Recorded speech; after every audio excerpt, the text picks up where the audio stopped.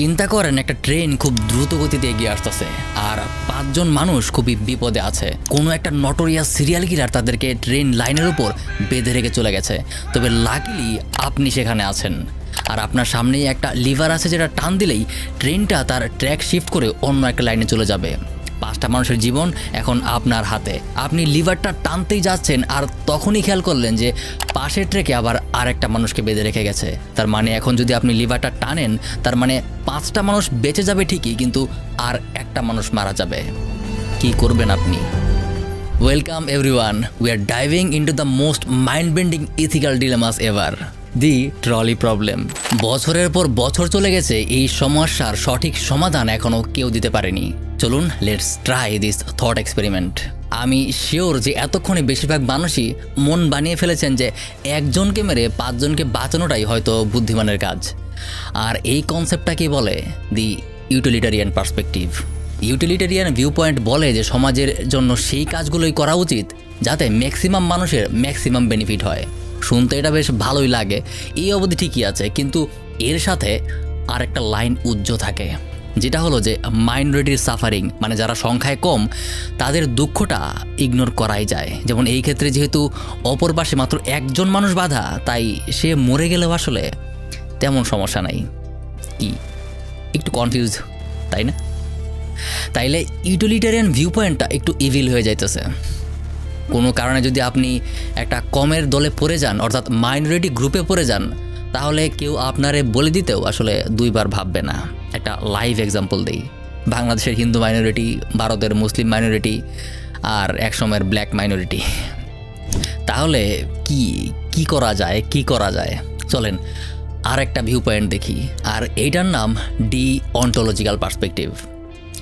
এইটা বলে যে যে কোনো কাজ আসলে ভালো কি মন্দ সেটা ওই কাজের উপরে ডিপেন্ড করে, কাজের কি আউটকাম আসলো সেটার উপর ডিপেন্ড করে না।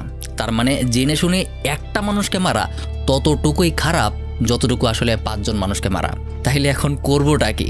এর সঠিক উত্তরটা আমি এখনও জানি না। তবে যদি আপনার এখনও মনে হয় যে 5 জনকে বাঁচাতে একজনকে মেরে ফেলা যেতেই পারে, তাহলে আরেকটা সিনারিও বলি, যেখানে 5 জন মানুষ অসুস্থ, তাদেরকে বাঁচাতে অঙ্গ প্রত্যঙ্গ আর রক্ত লাগবে, খুবই ইমার্জেন্সি সিচুয়েশন। এই মুহূর্তে হাসপাতালে একজন আসলো যার সব অঙ্গ প্রত্যঙ্গ আর বডির রক্ত নিয়ে নিলে সেই 5 জনকে বাঁচানো সম্ভব। তাহলে যদি ডাক্তার সেই লোককে ধরে তার সব রক্ত আর অঙ্গ প্রত্যঙ্গ নিয়ে ফেলে, এক কথায় তারা মেরেই ফেলে, সেটা কি অন্যায় হবে না? কারণ সেখানে তো 5 জন লোকের জীবন বাঁচতেছে, তাই না? তবে এর মাঝেও আসলে কিছু ফিলোসফিক্যাল মানুষ আছে যারা বলে যে আসলে কিছুই করা লাগবে না। এই যে ট্রেন আসতেছে, এই যে 5 জন মানুষ বাধা, সবই আসলে তাদের ভাগ্য। এখন তুমি যদি 5 জনকে বাঁচাতে লিভার টানো, তাহলে তুমি অ্যাক্টিভলি একটা মানুষকে মারতেছো, আর কিছু না করে চুপচাপ দাঁড়িয়ে থাকলে আসলে তুমি কিছুই করতেছো না, তাইলে আসলে তোমার উপর কোনো দায় আসে না। কিন্তু তখন আরেকটা গ্রুপ আসে যারা বলে যে in action is also an action, মানে কিছু না করাটাও আসলে কিছু করা। কারণ ডিউটি আসলে সবসময় লিগ্যাল হয় না, কিছু ডিউটি মোরালও হয়। যাই হোক, শেষমেশ এই ট্রলির সমস্যার একটা মজার সমাধান আপনাদেরকে দেখাই, যেটা মাত্র 4 বছরের একটা ছোট্ট বাচ্চা সমাধান করে ফেলেছিল। This train is going to crash into these 5 people. Should we move the train to go this way, or should we let it go that way?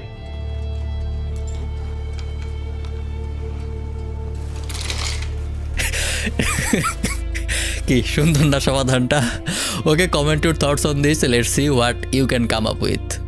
ও এক মিনিট, একটা জিনিস পাল আছে। হাই, কি অবস্থা, কেমন আছেন?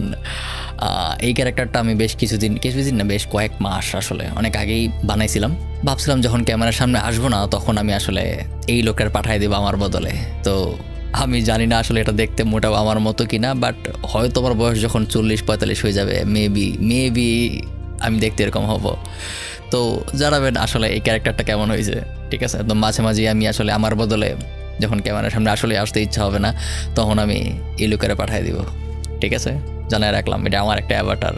তো ভালো থাকবেন সবাই, আসসালামু আলাইকুম, টাটা।